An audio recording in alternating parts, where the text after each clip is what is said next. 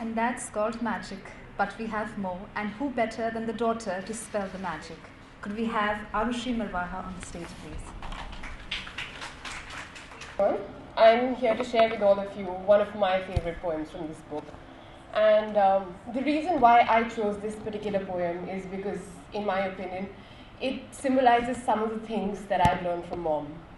Those being the importance of self-belief, of optimism, but most importantly, having the courage to stand up for what you believe in. This poem is called Just Me, and I hope that all of you like it as much as I do.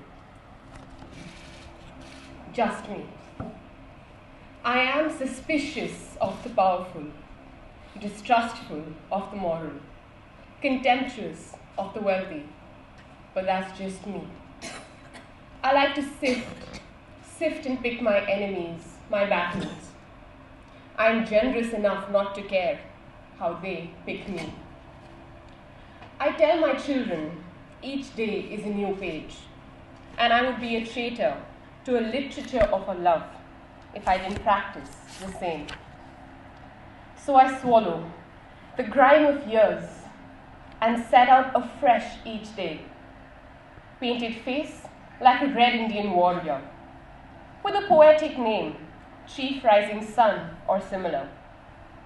And I string ballads of hope, of reassurance in my world of stone, each day, but that's just me. Hapless maybe, I don't mind being perpetually surprised by malevolence, but not weak.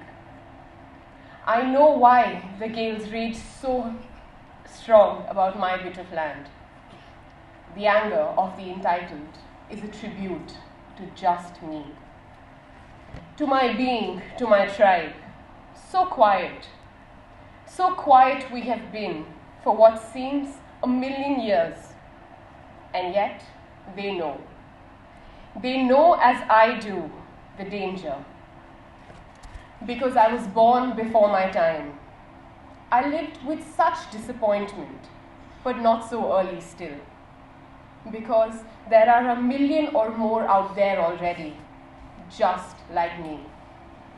And we are ready. Learning to stand up without yokes to our bodies and for protection to our spirits. Just ready to own our own, this earth. Do not fear the brave new world. It will be kinder to good and harsher to cruelty than this one. You cannot stop apocalypse. Only join it if you possibly can. Tomorrow is around the corner. Brave women are building into the sky, brick by brick every day. And it's not just me. Thank you.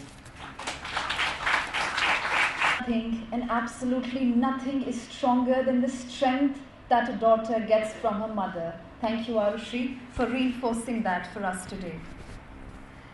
Dr. Sumita Misra, an IAS officer of Haryana cadre for almost 3 decades now, took to the pen to live her incessant dreams, to rediscover joy, to rediscover hope, to trace the umpteen curves of life.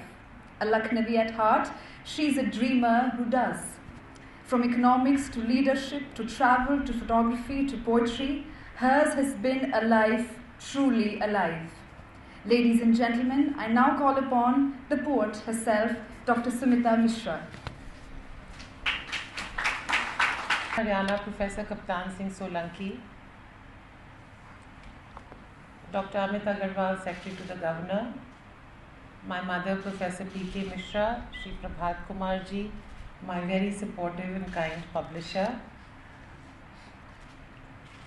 Mr. R.S. Verma, Mr. S.C. Chaudhary, Mrs. Pramila Isar, all of whom I have had the pleasure and the honor of working with, all former Chief Secretaries of Haryana, Mr. Parashar, Mr. Chatrat, Mr. Robin Gupta, Dr. Christopher, Consul General of Canada, my long-suffering husband, Paramjeet, my brother, Dr. Ashish Waklu and Geeta, Neel Kamalji, Suparna, and all my, so many of my senior colleagues, Tejinder, my batchmates, Anand, Rajshekhar, so many of you who are here today, all my friends, colleagues. Uh, Firstly, I truly welcome all of you from the bottom of my heart. I am deeply, deeply, as always, grateful to Honorable Governor Saab.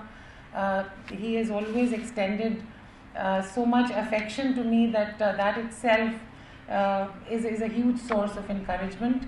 और मैं ये भी मानती हूँ कि उनके हाथ मेरे लिए बहुत लकी हैं, बहुत सौभाग्यपूर्ण हैं, क्योंकि पिछले वर्ष सितंबर के महीने में ही उन्होंने मेरी पिछली किताब वक्त के उजाले में का विमोचन यहीं इसी हॉल में किया था, और उस किताब को फिर आगे मुझे चंडीगढ़ साहित्य अकेडमी का अवार्ड मिला कि वो हिंदी की बेस्ट बुक ऑफ पोइट्री है फॉर 2016-17, जो मैंने कभी सोचा नहीं था कि उस किस्म का भी कोई पुरस्कार या अवार्ड मुझे प्राप्त होगा. तो thank you so much sir for always saying yes and always giving me the time. It means a lot. As I said, I feel I'm really blessed that I have so many of my mentors and seniors here today, and not just today, they have been there at every step to guide and inspire, and I think these are some of the values that make our country and our service so special. So a very big thank you and welcome to all my seniors who've come here today. I'm really glad that my mother has been able to make it from Lucknow, especially for my book release, because as we get older, I think each moment with a parent becomes more and more precious, and these are milestones that will remain etched in my memory forever, simply because she is here with me today. As I mentioned, Param is literally the wind beneath my wings, and the fact that he gives me so much energy and so much laughter. There is no way I can get an inflated sense of self-opinion, because he's always there to sort of crack a joke and bring me straight back to terra firma. So thank you for that. My brother Ashish and Geeta here, I'm really happy about that. And as I stand here, each one of you who has come here today has made my day really special. So a big thank you to each one of you. And but as I'm standing here, the biggest feeling I have is of a vague sense of disbelief, because I never thought I'd be on to my fourth book, frankly. And I blame many of you here for that, for encouraging me at every step, and so thinking that I can, it's not so bad, maybe I can write some more and publish another book. So I'm sorry you have brought this upon yourself, and at this rate, who knows. But this book is also special to me because it's dedicated to my daughters. And a few years ago, my husband gifted me a very interesting book, which is called Laws of the Spirit World. And it is actually that. It tells you about the metaphysics and the spiritual underpinnings of the universe. And that book had a very interesting concept that the souls of children choose their parents, and yes, especially their mothers. Okay? So, if that is the case, I'm really glad, I'm grateful that you two chose me, and it truly is the job I love the most in the world. And even better, this job doesn't have a retirement date. I get to do this my whole life as long as I live. So thank you for that. Like all parents, I have tried to teach them, and I hope by example, lessons of integrity, of perseverance, of courage, and above all of compassion. But what amazes me now, when they're practically grown up, when they're young women on their own, is how much I have learned from them. The lessons that I have learned from them on a daily basis as a mother, the lessons of self-discovery. I have seen and lived, I think, life anew each day because of them. So, Arushi Gurmeher, for you all I will say, and I'm just reading just the dedication. You bend time. You bend time, your laughter is the cipher, unlocking tomorrow. You are both circularity and singularity. You are me born again. You are you born afresh.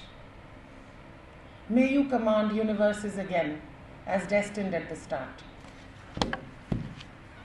Thank you.